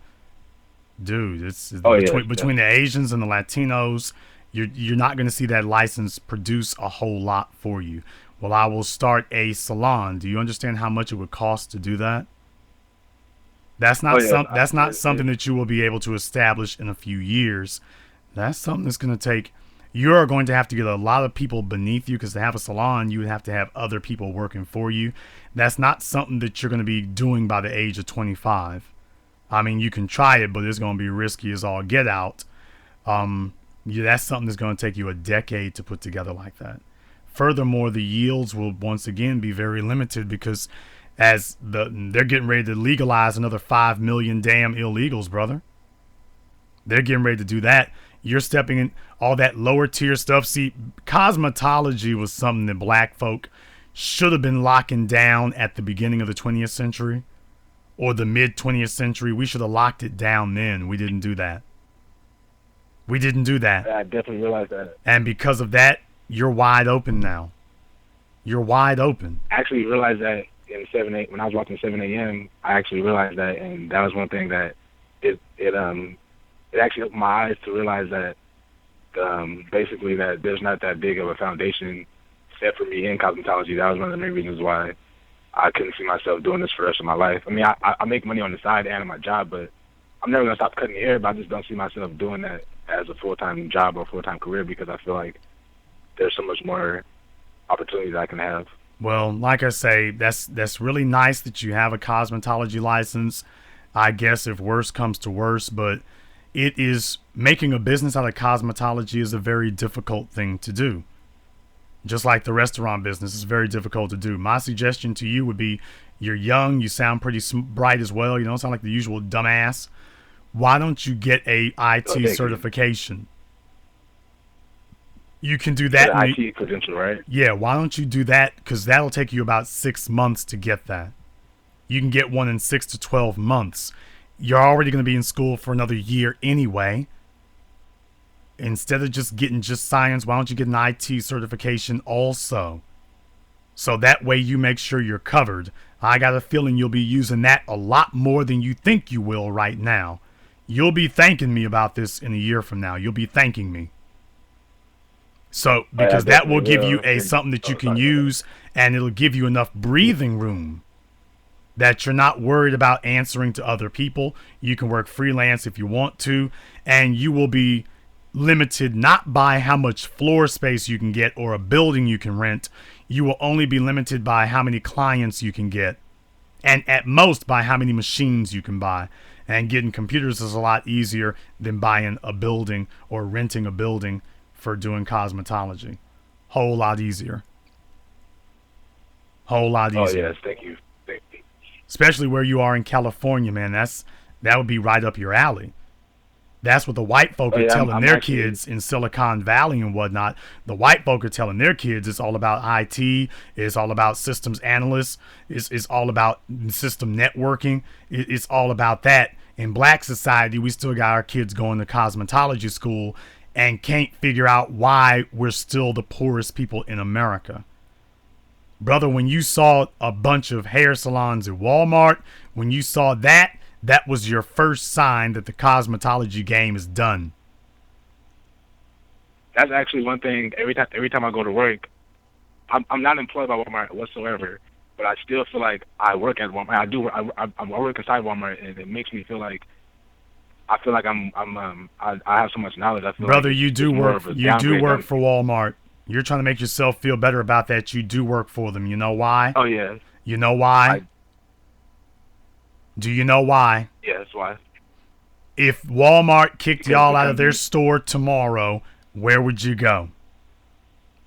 I'll definitely be jobless, so I definitely understand. I do work for Walmart because we're actually a vendor for Walmart, so... Yeah, so you keep telling yourself, I feel like I work for them, brother. You do work for them, because if they were able to get that storefront going on their own somewhere else, they'd have done it. You all work for Walmart. That's just the way it works. So what I'm telling you is, if you saw 7 a.m. and you're talking like you did see 7 a.m., if you saw 7 a.m., then you understood that, brother, I've already done the research for you. The math isn't there. The numbers aren't there. You are not going to be able... If you want me to, I'll hook you up with Mona Lachey. She'll talk to you. Not only does she do hair, she's owned her own hair salon. Oh, yes. Actually, I'm part of the PMI group, so I'll definitely be adding her on Facebook to talk to her. Yeah, well, my point is, brother, she can run that down to you however you want it. But there's a reason why she knows what I know. Because I've had to get buildings and stuff like that, and she knows it. So it's and she's in California. It's not there, brother. It's not there. All you've gotten a certification that ensures you can get a job, as long as they need cosmetologists. But understand, the more cosmetologists that you have, the lower the going pay is going to be. And the Asians, the market's flooded with... Yeah, I mean, being a CNA, brother, it used to be that being a CNA was twice as good as minimum wage, and being an LPN was damn near as good as being an RN. It used to be that way. Today, and you can come talk to Melissa Ortiz, she'll spit that game to you. Today, being an LPN, unless you're an LPN with a hell of experience and certifications, but then it depends on where you are. Because the Filipinos in California have saturated the LPN game. For those of y'all who live out there, you know I'm telling the truth. The Filipinos got that locked up now. Yeah, I'm not guessing my way through this. The Filipinos got the LPN, the nursing game locked down. Every community college you go to out there, half of them are in Southern California going to be Filipinos. Oh yeah, I can definitely back you on that. So what I'm saying is that all these lower paying, these things that when I was in, how old are you? Okay, you said you're 22. I'm sorry, you already said you're 22, brother. These things that with you being 22 years old, 16 years ago and whatnot. This is when I was finishing up with all that kind of stuff, man. Dude, back in 2099. Well, actually, I wasn't finishing up. I was already done with that and doing my own thing by then. But brother, back then, we could talk about LPN and cosmetology. And to be totally honest with you, that was already going flat by then. By 2000, cosmetology and LPN was already going flat by then. If I had a school or a college, my school or college would teach nothing but computer services, engineering, and accounting. Things that require math, and that's why black folk avoid it. Because we still want to be America's manual laborers. And we can be that, but just understand manual laborers have never been paid a lot. What do you think slavery was about? Manual laborers have never been growth as far as pay is concerned. Manual laborers have never been a growth market, and cosmetology is manual labor. You can teach anybody to be a cosmetologist. I'm glad you're breaking that down to me. It's a lot of times where I'm doing hair, especially I'm doing like white people or something like that, and I'm thinking to myself like, man, I know I'm getting paid for this, but I feel like a slave. I'm doing like I learned how to basically identify white supremacists by their lingo and then just how they talk to me. And a lot of times I do say some stuff, but then a lot of times I realize that it's better to let people talk, just watch them. And I can't thank you so much about how much stuff you taught me, but brother, when you're around white supremacists, when black folks say slick stuff to white folk, they don't sit up here and call us on it. They got plenty of videos and stuff where black folk are the majority in the room. We start sitting up here talking all crazy to white folk don't say anything. If we make little slick comments, white folks say, "Oh, what do you mean?" You see, they listen. They don't go back and forth with us. There's a video that one of these people today who was trying to be detracting about me today posted about Damon Dash acting a fool in a meeting at Rockefeller about some of his artists and whatnot. The white folk didn't argue with him. He's talking to them every type of stupid there is. They didn't argue with him. They sit back and observe. Yes, they were sitting there quiet. They let him yell, and then they eventually got up and left. They didn't go back and forth with him. And as black folk, we need to be the same way. You don't learn anything by talking. You learn by listening. I got some callers who could benefit from that little bit of advice. You don't learn anything by talking, because by definition, if you knew, you wouldn't be asking, and you wouldn't have to call somebody else if you knew already. So by definition, if you're talking, it better be because you know. But if you know, you shouldn't be asking questions either. Yeah, I definitely understand that. So just you be aware, brother, that they'll sit there and let y'all do that stuff, and they sit back and observe, and you need to do the same thing. Keep your friends close and your enemies closer. Catalog them and make sure you remember who those people are. That's the important thing. But as far as your life is concerned, brother, if you want my honest thoughts on this, like the young lady who called last night, you all are young black folk, and I would rather somebody tell you the truth now and get you on the right route than sit up here and lie to you and have you financially crippled for the next 30 years trying to dig your way out. You are young enough that you can get yourself certified now, and in 12 months you can actually have a degree or a certification that actually means a damn. You could actually have that. Because what you got right now, it's not worthless unlike her degree in communication, your degree is not worthless, but it's not worth much more than just getting a job. I mean, because, for example, how much are they paying you per hour? You can tell us. Oh, yeah, I don't feel uncomfortable. They're paying me $9 an hour. $9 an hour. What's minimum Yeah, wage? $9 plus commissions and tips, but that's nothing. I mean, what's minimum wage?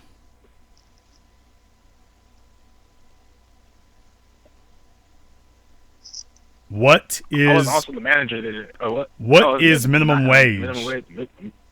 Minimum wage is $9 also. Minimum. Okay, where you are. The minimum wage is $9. Oh yes, because I'm in Fairfield, California, between San Francisco and Right, but what you're Sacramento. saying is that There's this more out there. Yeah, you're saying it's like the city has a minimum wage that's above the federal minimum wage, which is fine. Yes. Oh yes, correct. But here's the real issue, brother. Do you realize what you just said? So you make one quarter I'm over. making the same amount of money I can be making working at McDonald's or something. I mean, at the Walmart that you're in, you make as much as the cashiers. And you went to school for it. You'd have been better off just skipping school and just giving your application directly to Walmart. After a year, you'd be making the same thing. You could have been working all that time instead of racking up debt. Oh, in all honesty, the school that I went to, luckily, the cosmetology program, it was just a $2,000 flat rate instead of all those other fees. I just paid $2,000 up front, and that was it. You feel better about that? You paid You paid $2,000 to get an entry-level job. That's what I'm trying to tell you. You paid $2,000 to get an entry-level job. Can I ask something? No, you can't ask anything. That's why I have you co-hosting with me. How many during an average? During the average, how many people did I do in an hour? Okay, yeah, I think she's been abducted, or at least oh man, I gotta get her back. It's probably gonna have her. Sorry, somebody had just called me. Oh, so look when here, you're at your we job, don't need all that this late at night. How many hours are you there during the day, on average? I would say 6 to 8. 6 to 8. Okay, so the way you have to think about that, and you know, Jason talks about this a lot, where he doesn't want people around him that are happy with being poor. So you have to think about it as if your life, you're spending 6 hours a day at this job, and your hour is only worth $9. Not just that, but you just told us that it's 6 to 8 hours. Yeah. You ain't even full time. Yeah. You're not even full. Not only are you an entry level employee, you went to school so that you can be a part-time employee. So not only did he pay $2,000 to get an entry level job, he's not even a full-time entry level job. Brother, you better get you an IT certification, a systems analyst network, get you something that you can actually take with you and that will start you out somewhere at $15, $16 an hour. Get you some other certifications on top of that, A+ or whatever, PMP or whatever, and start making you $20-something an hour. And from there, once you've got some headroom, once you got some breathing space, then you can start talking about a business, because you can't get a business started if your personal finances are jacked up. You can't do that. And obviously you don't come from a family with money like that, so that's your first order of business. Because right now in Los Angeles, there's not even a place to live in Los Angeles if you make less than $13.50 an hour. Yeah. There's no place in Los Angeles zip code that you can rent a place if you make less than that an hour, based on how much the rent is going for. And I'm pretty much imagining right now, that's why you were talking about your housing situation earlier, you're not going to be able to afford to live. Yeah. You're not going to be able to afford to stay there. My main question was because I've been listening for over a year now, and I'm not comfortable. I just don't feel comfortable or satisfied in life right now. But I know that I'm 22 and I'm working towards something. So I didn't really plan on staying at this salon for like more than 2 years. I've been there for a year already. You've been there a year too long. The one thing, excuse me? You've been there a year too long. The bottom line of everything yeah. here, the bottom line of everything is you need to get you something different. That cosmetology thing's not going to help you. That science thing is not going to help you. None of those are going to help you. They are worthless. That science one, the cosmetology one is worth only a little. That science is worth nothing. You need to get you something that you can actually use. That is my suggestion to you.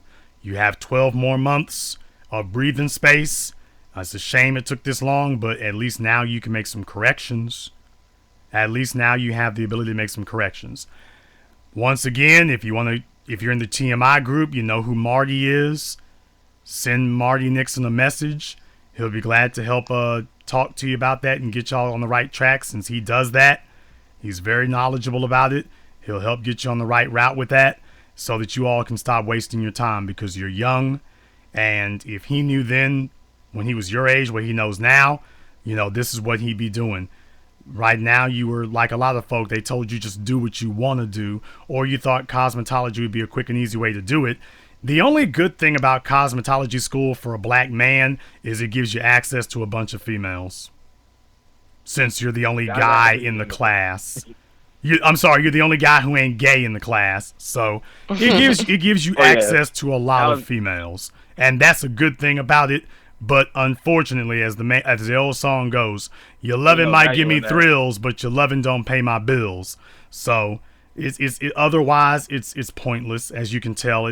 You came out of school and you came out of school making minimum wage. What did you go to school for then? So it doesn't make any sense. Get the hell out of there. Get you a certification that's going to do you some good, man. I could bend your ear about this all night, but that's the bottom line to it. When you get as Monday, it's already a Monday morning here. It's already Monday morning. You get your ass back down to that school and see about start checking out their IT courses. If they don't have any, go pay for one of your own. But get you something that will actually matter, because that course, what you're taking right now, is not going to make no difference. Oh yes, I really appreciate this, Jason and Mona. So I'm definitely gonna go to school and go talk to my counselor and go change these courses for the next semester. I'm gonna finish this semester out, of course, and then start making these changes for next semester. We want to hear from you when you get that done. I want you to call me back once you have it. I want you to call me back once you have it, and then you tell everybody about what a big fat liar I was. That you ain't doing. No. You call back. No, I'm serious. I am serious. I'm not one of these people who fakes on stuff, brother. There's a reason why I have a phone number, and if there were a bunch of people who could do that, they'd be calling me for years now saying, he don't know what he's talking about. There's a reason why Negroes out there trying to bootleg and steal 7 a.m. If what I was saying was so false, they wouldn't be trying to steal it. If I was a person who didn't make sure that my ducks were lined up, they wouldn't be trying to steal my DVDs and steal a screening from what I say. There's a reason why your scholars and rappers and everything are saying what I'm saying now, because if it was that uncredible, if it was that much without credibility, they wouldn't be doing that. And I want you to call me on it. I invite anybody. That's why I have a phone number to call. Call me. You call me in a year after you got your certification. You call me. And you tell everybody whether what I told you is accurate or not. You tell me in a year. Now, we saw what happened with your cosmetology certification. We saw what you came out of school making there. You do what I said, and let's see what you come out of school making. And we'll see who bellies up to the bar, and we'll see who just bellies up. But I want you to call me on it. If everything I say is not correct, you come back and you call me on that. Oh yeah, I'm definitely gonna call you. I don't want to jump to conclusions, but I believe everything you say, and I research everything you say. So well, I'm not the civil rights generation. I'm not asking anybody to take my word for a damn thing. I have no. But you have to let people know whether or not I'm accurate or not. If what I'm saying is not accurate, you come back and let them know, hey, y'all, Jason may mean well, but his information is no more reliable than any other place I've been. He may mean well. I agree with a lot of what he's saying, but his information is not accurate. If it's not accurate, you come back and you say that.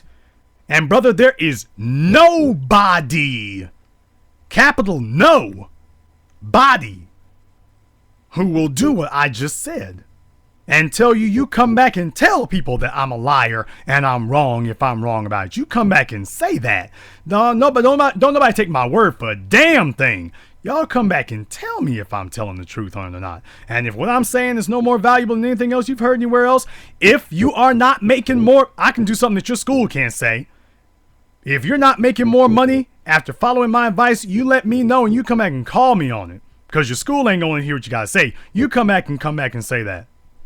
And come back and let people know.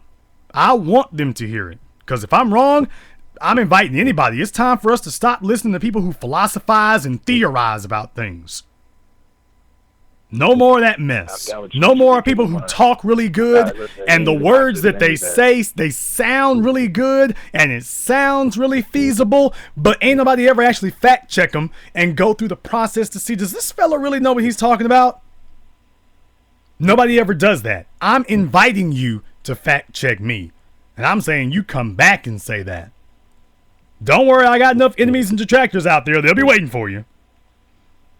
He told that young fella from California from, was that Fairfield? He told him that he can go get IT and everything. That'll get him off to a better start. It didn't do nothing for him. See, he called back, ain't did nothing for him. Okay, we'll see. We'll see. I'll send you, I'll post pictures and everything on whatever certificate or whatever documentation I get, because I know I'm going to get it. I appreciate everything that you taught me and built it in my mind. Thank you for teaching me how to cross-check and cross-examine. Thank you so much, Jason. Thank you so much. Well, thank you very much for joining us here tonight, and we will expect to hear from you here again.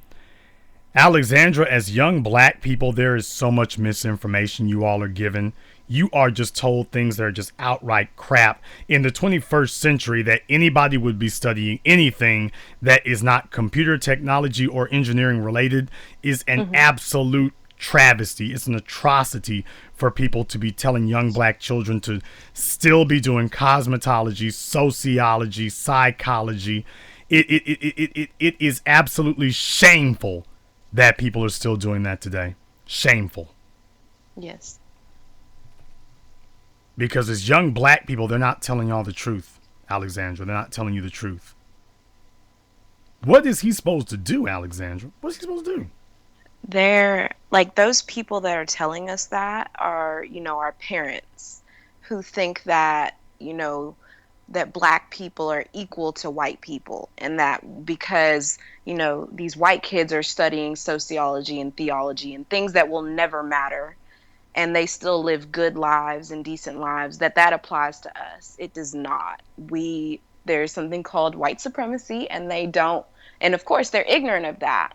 And so they teach us to be ignorant of it and things like that. Like my parents, my mom, I think she studied psychology in college. Yeah, I'm 90% sure she has a psychology degree. And my dad has a math degree. My dad always told me to do math. If I can do it, then do it. If I'm good at it or even okay at it, then try to do that. That's an exception to the rule. My mother, she really never told me anything that I should study in, honestly. But they think that most parents think that if white kids can do it, then black kids can do it. And that's not the case. We need to be thinking better, smarter, more strategic about our life plans and how we want to make money and things like that.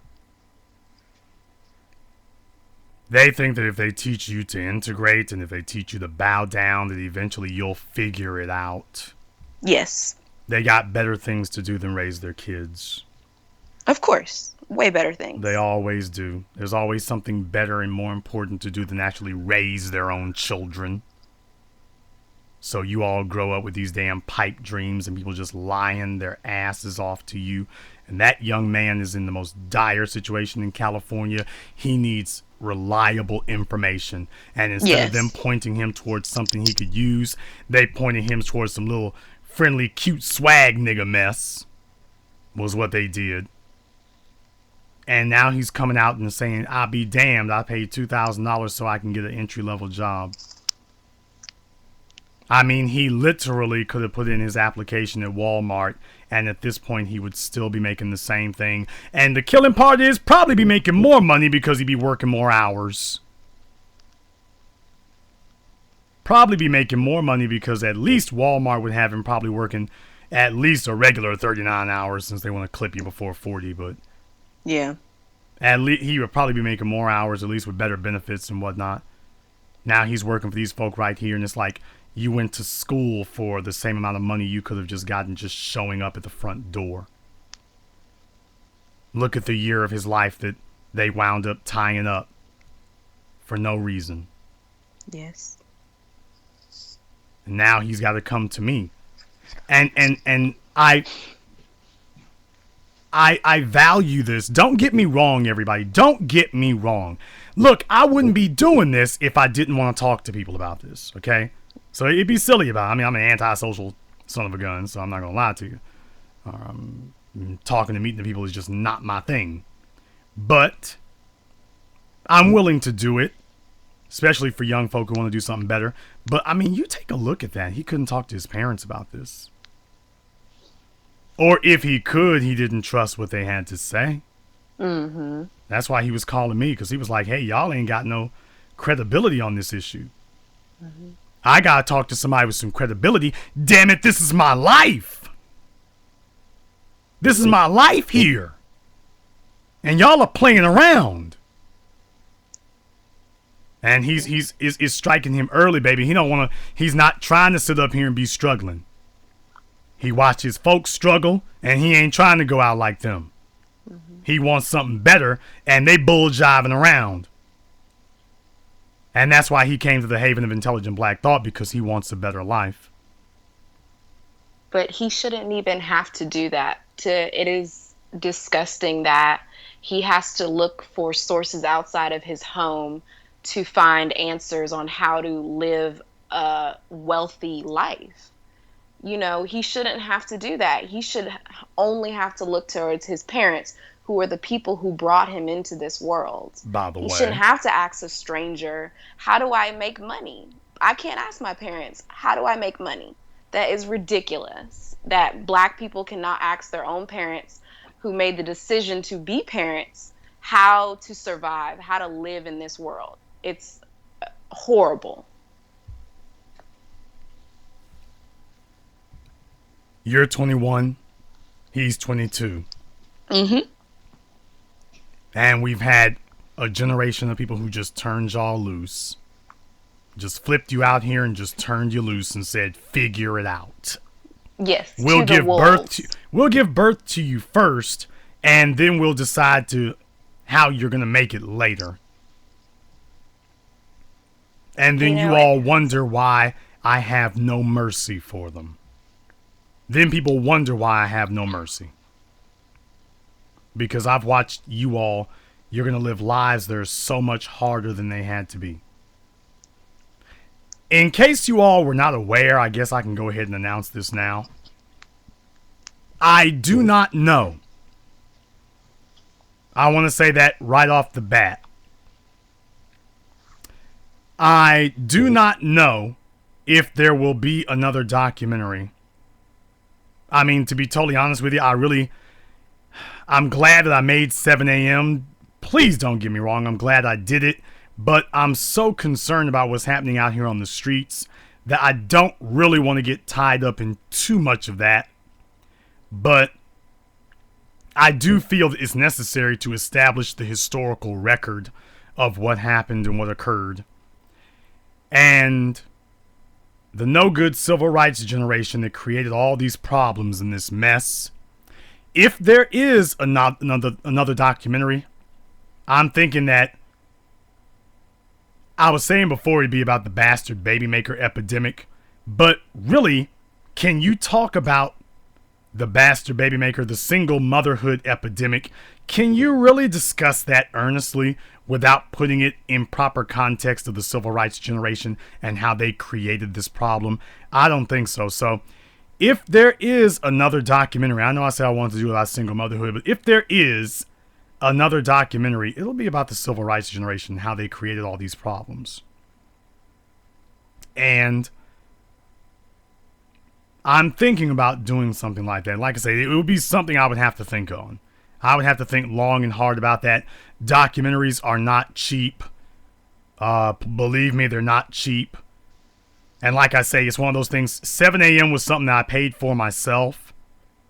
Like I say, I mean, my crowdfunding was, what, 8 months, a year after I came back?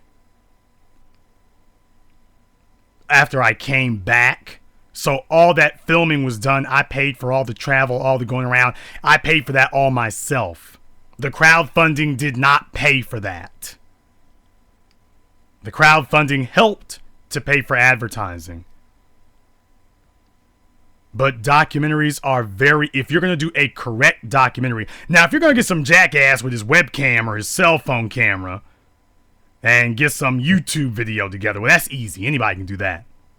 But if you want to make something that's broadcast TV ready, that is theater ready, that is color corrected and color graded, professional quality, that's going to cost money.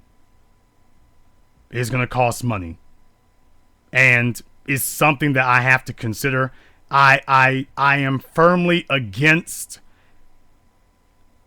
I'm really getting turned off by a lot of this crowdfunding that I've seen, because unfortunately there are legit people like Tariq, like myself, but unfortunately I see a lot of people out here who are really abusing it. And I ain't talking about the folk talking about, my baby wants some new shoes, can y'all contribute to my $1,000 crowdfunding?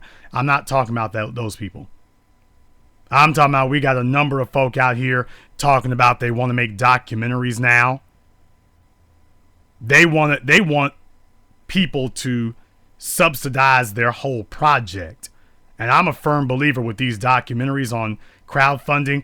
People, don't give to anybody's documentary who does not have footage already.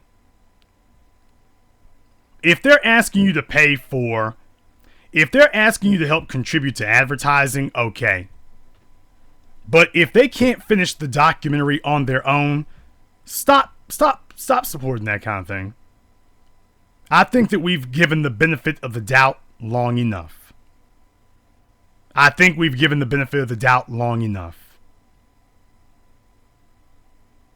So I want to say that as well.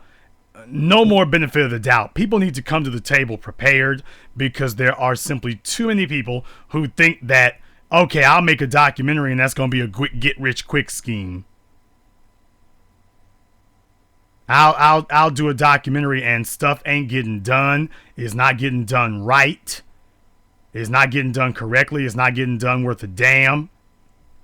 And just got a bunch of people out here wasting a bunch of people's money on projects that ain't going nowhere and ain't doing nothing. My producers who worked with me, they will tell you that I was relentless. Even though 7 a.m. was the first movie I'd ever done, they will tell you that I was relentless about the TV stations, about negotiation. I was ruthless because I took it just that seriously. And we got folk out here, not just dubious characters, not just fraudulent characters, but people who simply don't know what they're doing. And it doesn't matter whether they legitimately don't know or whether they're trying to be fraudulent. The effect is the same. You're wasting our time. So let's start dealing with some people who can actually show us some footage. Show us that you can complete this documentary and that you just want us to put booster rockets on what you've already completed. Not that you need us to get off the launch pad. Show us that you can actually finish this thing yourself. And if they can't do it, brothers and sisters, leave them to figure out how they're going to get it done. Because they're not ready. They're not ready. They're trying to treat crowdsourcing like a social service. And that's not what we need. That's not what we need. We don't need people who are sitting up here saying, well, the Hotep Conscious Community Coon thing, the Conscious Community Lecture Circuit is full. Let me see if I can, since we got a couple of people who've gotten out of the gate with some legitimate crowdfunding projects, let me see if I can carve off some money, scam some money out of this, because I'm like Creflo, I'm a little junior Creflo Dollar. Let me see if I can do it. Enough of that, y'all. Enough of that. Enough of that. But if I do another documentary, it'll be about the civil rights generation and about some of this foolery I've seen, like what just happened on that call. Because these young people deserved better. You kids deserved a lot better than you've been given. And I'm here to tell you that. Because your parents ain't going to tell you, because your parents know that they failed. And that's why, coming back to what we said before, that's why your parents didn't support Malcolm X when he was alive. And after they saw the integration failed, all of a sudden they all want to talk about Malcolm X after Spike Lee made his movie, because integration failed. And your parents are hoping that by hiding behind Malcolm X, that you will just accept that, well, they're talking about Malcolm X today. They say they've always supported him. You better question them damn people. You better question them. Most of your parents, not some, most of them were against Malcolm. Most of them were undermining him. Most of them had an opportunity to join him and didn't. Most of them had an opportunity to join the Panthers and didn't. Most, not some, most of them, and all of them knew what they were doing. Every single one of them knew what they were doing. They were just hedging their bets that Malcolm would never win. And after he was dead, they said, "Whew, I dodged the bullet on that one. He's dead. Now we know he's lost." 30 years after he died, his message was borne out, and the truth of it, his message prevailed. Now your parents are like, oh hell, what do we do now? Because we spent the last 30 years up until the Malcolm X movie not doing a damn thing. How do we redeem our names now? Answer, you can't. They're just hoping that you kids never expose them. I'm telling you, expose them. Expose them. Expose the enemies of black society, because if you don't have the guts to expose your parents, you'll never go after Madame Noir. And we need to. Because Malcolm X spent his years in prison bettering himself, becoming a smarter black person, so that when the day came that he hit the street, that he was ready. He was prepared. He went into prison intellectually unarmed, and he came out armed to the teeth. And we owe that to Malcolm. We owe that to Dr. King. We owe that to Mandela. We owe that to Dr. John Henry Clark. We owe that to them to get this right. We owe that to them.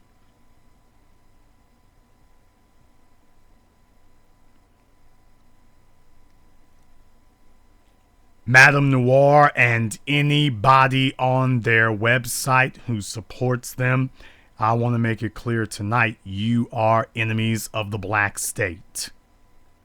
And this offense will never be forgotten, never be excused, and never be forgiven. This is a zero tolerance event. This is a one strike event. This is irredeemable. You will never be allowed to apologize for it. You will never be allowed to do anything for it except be punished. That's it. You will never get to tell us about how sorry you were, and if it offended anybody, you won't get to do that. You will not get to do that. Alexandra, I'll let you have the last word. I just want to say thank you for having me on here again. And we just have to do better. We have to look for information. People my age, we have to stop listening to our parents when it's so obvious they have not built anything for us. I mean, it's very easy to see. These things aren't hidden. It's not hard to see that your parents don't have money, that they're struggling, that they don't have businesses, that they don't own their homes, but they're 50 or 60 years old and they're still paying on their mortgages. Like, it doesn't make sense. And so when you see those types of things, you can't look to them anymore. You cannot hold anything they say to you as truth, because it's not. It's a lie. They did nothing for us, and we have to pretty much leave them where they are because they'll just hold you back from making money and being wealthy and powerful and being influential like this group is all about. So we just have to do better and start being smarter and not listening to anything that people just tell us. Brothers and sisters, there was a great evil that was committed by the civil rights generation. The evil of the civil rights generation was that they were willing to betray everyone and everything around them.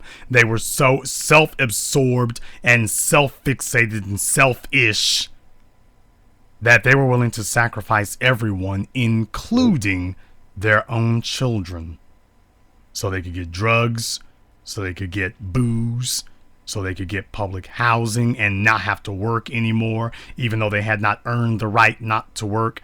They just see society as a take, as a great big place where they can take things, and that the children will bear their sins for them.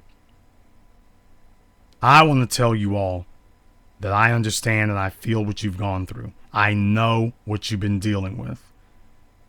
And for the young today, I want to tell you that it is your time to stand up for it. But first of all, you are going to have to show them that you have learned from the past. Your parents are not your identity. Malcolm is your identity. Marcus Garvey is your identity. Dr. Clark is your identity. Those are your elders. Not the bastard baby maker who gave birth to you. Not the lowlife coon, rambling convict, jigaboon. Those are not your elders. And they are going after our elders, our icons, our statesmen. They're going after the people with academic credentials like Dr. Boyce Watkins, because they believe that if they can knock these men off, they can discredit Malcolm, they can knock off Boyce Watkins, then our movement and our statement, because black empowerment is the only movement that matters, our movement will be essentially disarmed and dismantled if they can destroy the historical and academic legitimacy of it. When you've got people with doctorates and PhDs agreeing with us, that gives you legitimacy hemispherically. And if they can knock them off, then they've knocked you all off. They can just say, well, you guys are just a fringe element. You notice they're not talking about Andrea and Ashley Yates and the rest of those feminazis down there in Ferguson. You notice they're not talking about them as fringe elements. You notice they're not characterizing them that way. Did you notice that? Bill O'Reilly isn't doing any nightly broadcasts about them being black radicals. Talked about the Black Panthers, but he won't talk about the lesbian Ferguson protesters. Why? Why isn't he saying anything about them? Why aren't they going after them if they're such a big problem? If they were really the enemy, wouldn't Bill O'Reilly be doing something about them? Glenn Beck? But they're silent. Why? Because they serve them. And they know it. And that's the entire goal. Even if you don't get it. That's the entire goal.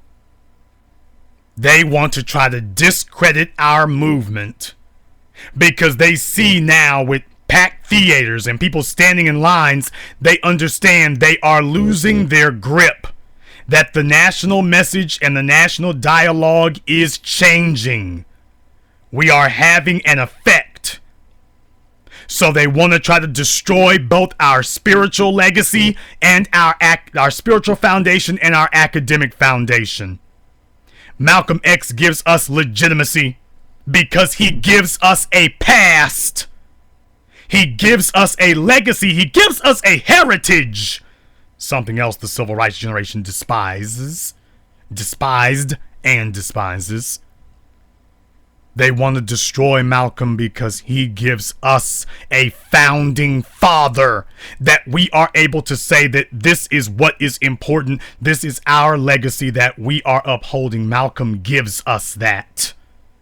And that is why destroying him is job number one. They trotted out Skip Gates to attack Dr. John Henry Clark. Destroying our academics is job number one. Destroying them is essential, because once they destroy them, you are back to worshiping white society again. They will attempt to replace Dr. John Henry Clark with George Washington and Thomas Jefferson and tell you that that is your legacy.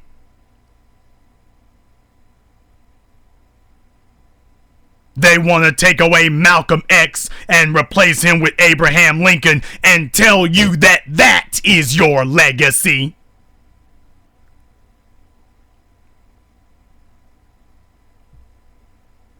They want to replace black icons and replace them with white representatives and tell you that that is your legacy. That his legacy is your legacy. You don't need those black nationalists. You got everything you need right here. They don't want us discussing or talking to Africans on the home continent. They do not want a Pan-African power established. They want us right here where we are, serving at their behest. Because as long as we are not fighting for our own identity, they're in charge. Destroying Malcolm is job number one. And once you've knocked off Malcolm, you have knocked off the Panthers, because the Panthers were the outgrowth of Malcolm. You've knocked off both of them. And after you're done destroying the both of them, everybody who came after them, hell, that's small work then. And I'm saying we're not going to allow that. It is time for us to start kicking some ass and taking some names. It's time for us to start showing them there will be consequences for this. You will not be allowed to just get up and trash and smear our icons and keep walking. You're not going to be allowed to just do that. I want us to do something. Even if it's a small thing, but they are permanently blacklisted. Permanently.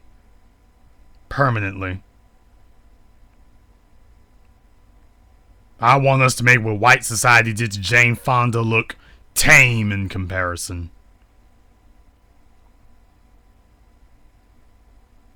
Let's do it for Malcolm, because he did it for us.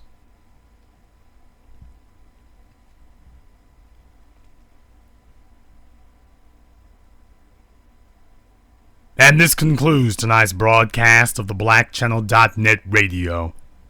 I am your host, your brother, your humble servant, the Black Authority, with Alexandra Black. And until next time, brothers and sisters from around the world, remember, black is the future, and the future is uncompromising by any means necessary.